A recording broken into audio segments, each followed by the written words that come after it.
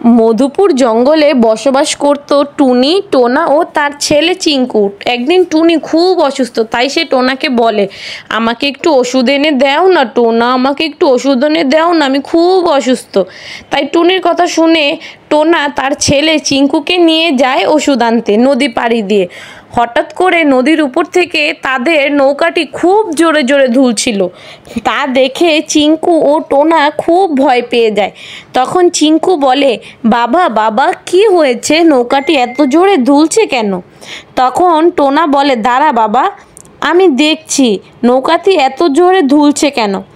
তাই বলে টোনা চিঙ্কুকে সান্ত্বনা দিয়ে টোনা নদীর দিকে নৌকা থেকে চুকি মারে এবং উঁকি মেরে দেখে নৌকার নিচে বড় এক বিশাল দানব নৌকাটিকে মাথার উপর করে নিয়ে ধুলাচ্ছে। তা দেখে তো টোনা ও চিঙ্কু খুব ভয় পেয়ে যায়, বলে এখন আমরা এই বিপদ থেকে কিভাবে উদ্ধার হব?